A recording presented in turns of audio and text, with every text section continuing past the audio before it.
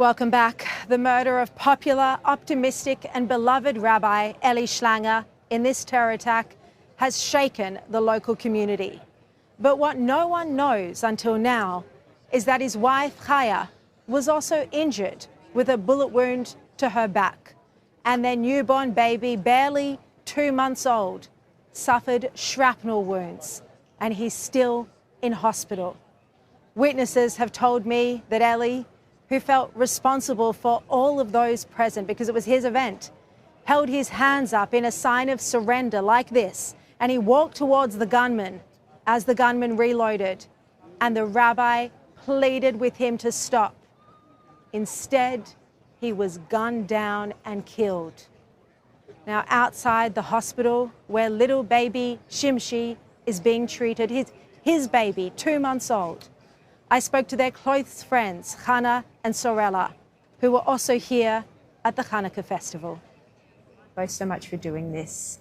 You're both good friends of Chaya, and we're here at the Children's Hospital.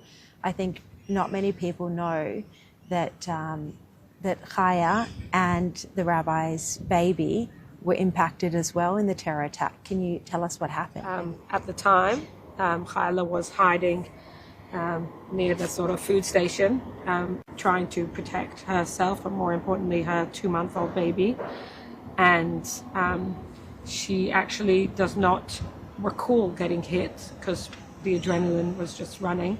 But suddenly, somebody next to her said to her, "You've got blood on your back." And they suddenly looked, and she had been what they call grazed by a bullet. And we spent that night in hospital having to remove those pieces of shrapnel and then stitches and all that. And, then returned home to our other children only in time to realize that actually her 2-month-old baby had also been hit in his calf by pieces of shrapnel. So then to return now to the Children's Hospital to be able to, assist him in dealing with this, and just the sheer horror and evil, for somebody to shoot at a baby, at women, at old people. Horrific. So how's Shimshi doing now? He's okay. It's going to be a bit of a recovery. He's had fever, and, the team at Sydney Kids has been unbelievable. And I'm grateful that we're here with the right support, but it's been rough. Not out of the woods yet? Not just yet, no. At the same time as Chaya was hit by a bullet or grazed by a bullet, she was also trying to keep her husband alive and begging, the local nurse and surfer to keep doing CPR. That's right. That's right. So I was there. There was quite a few teams working on him, and she was next to him for a little bit, and then we had to go get her medical help. And then she kept saying, "Don't stop, please, just don't stop, please, just wake up, Ellie, just wake up. You have to wake up." Ellie was a believer in miracles, and she would just say, "Ellie, you always believe in miracles, so just make one more miracle. Make a miracle for me right now. You can't leave me. I've got 5 children, and I can't do this on my own. Please, just wake up." And it was devastating to watch because I knew he was going to wake up. I'm sorry.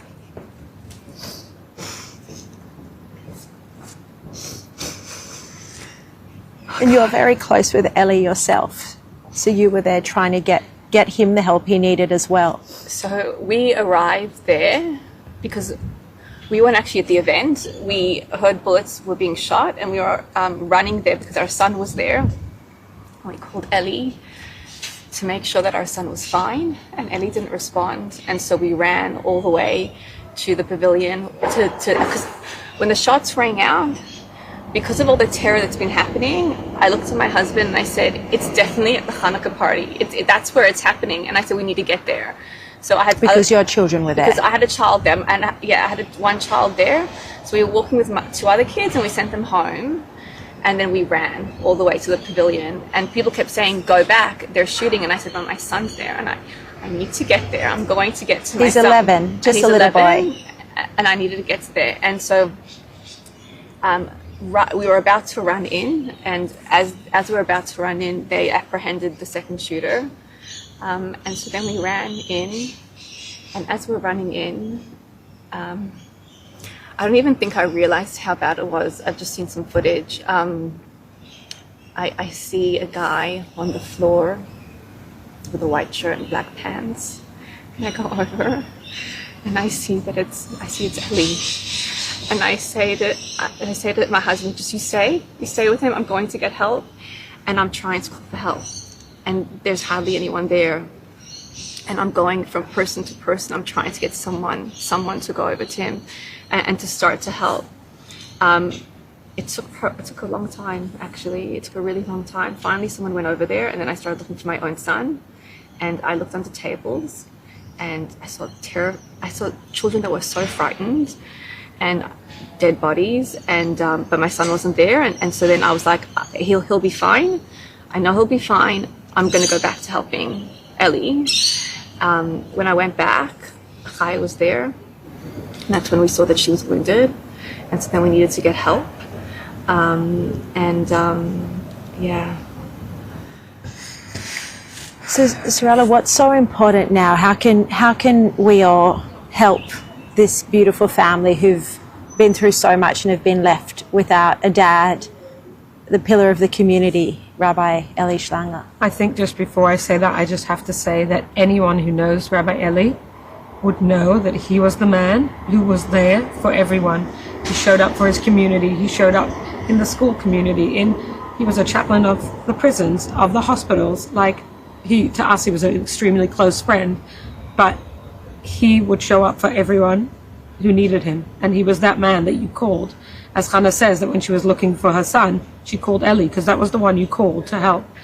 And it's just, thinking now that we get to return some of that to him, it's like the least we can do for everything Eli has been in for the Sydney Jewish community, but beyond. He's helped so many. And I think now we have to band together to support the family, to ensure that the children will have what they need. Hannah, you mentioned that when you first went into the Hanukkah party just after the terror attack, that there was no one around to help. Were there any police there? So there were lots of police. No one knew what to do. No one, it just felt that there was no one to get help from, because yes, there were people around, but it was really hard it was really hard to get help from anybody. I remember going from one police officer to the other, and I think at some point they just said, let's clear the area, and I'm like, but I need you to come and do CPR on my friend, and they're like, but if you're not injured, clear out the area. I'm like, I'm not leaving because I need someone to come and help me with my friend, and no one's coming. And none of the police were doing CPR? I didn't see any police doing CPR. And tell me about what you saw behind the pavilion as well. I mean, for us, we saw police behind the pavilion, and we were like, we're running in. We don't have any guns. We're going in there to save people. Why are they not moving in? Having been there myself with my husband and 4 children spread across the park, I think I would agree that there was no direction. It felt like, each man, woman, and child were for themselves. And on that day, if you got out, by the grace of God, you got out. And just finally, how are your children dealing with this now? How deeply traumatized are they? We knew this was going to happen. It's not a surprise that it happened. It was inevitable, and I just felt that when I went over to her, she was very much like, we're here for you. We're doing what you can. And I said to her, well, my 14-year-old son right now is hanging out with his best friend, who's 14 years old, who lost his father, and he's comforting him. That's what he's been doing today. And that's our life. That's the lives that we live. An average Australian doesn't have that fear. And what I said to her as well was that my children are third or fourth generation Australian. And I'm like, when are we going to be considered Australian just like everybody else? Our kids, we run from country to country to country, and every single time we run, we build the country up. And instead of people turning around and saying to us, look how amazing you guys are, they say, no, you're coming in and taking over this and taking over that, and to control our media, you control everything. I've got a really interesting family history. My great-grandmother comes from Malaysia. My great-grandpa comes from Iraq. I've got family from Poland. I've got family from Russia. And what I said to her as well is we all pray the same thing. We all pray that we're going to go back to Israel. Our children are scared. Our children are so scared. My son was on Bondi Beach when that guy was riding a horse, and he came home and he said to me, do I take my kippah off? Why? Why? I think to close what Hannah was saying, I think, we don't need comfort now from politicians.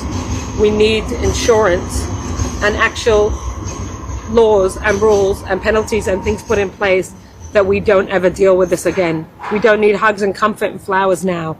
We want to see actual change from our government immediately. That's, I think, to finish with that.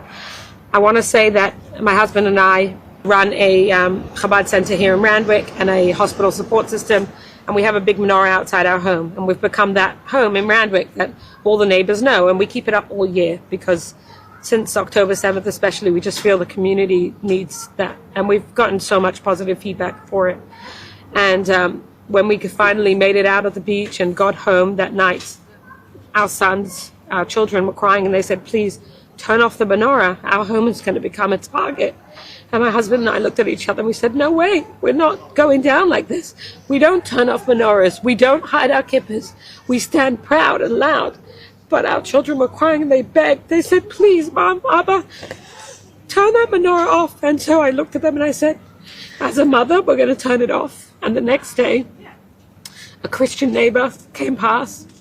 I wasn't home. I was in the hospital with Chayla. And she said, yesterday, my daughter drove past your house and the menorah was off. And she just sobbed and she said, no, Mom, they're turning off their menorahs. The evil can't win. And so when she came and said that, my husband called me and I said, no matter what, that menorah goes back on. We don't turn off menorahs. We don't stop shining light. And that would be Rabbi Eli's message today. I can promise you, I can say with full certainty, if he was standing here today, he would say, we don't go down in darkness. We shine light. That's the only way to push out darkness. We look out for each other. We spread goodness. We spread kindness. That's what we do. That's all we know. And every Jew knows this. We have a spark of God inside of us. And that is our job. That's what we're here for. That's what we try to do. So we won't go down in darkness. We will shine, and we will shine again. And I ask the general Australian population, look out for your neighbor. Look out for each other. We will stand together. We will eradicate this evil. Such a beautiful message. Thank you both so much for having the strength to speak. Thank you. Thanks so much. Thank you. Thank you. God bless you. Thank you so much. It is such a powerful message, and if you are able to donate and want to support Rabbi Eli's family, please go to this address, www.charity, you can see it at the bottom of your screen there, charity.com/Eli Schlanger, www.charity.com/Eli Schlanger. It would mean so much to them.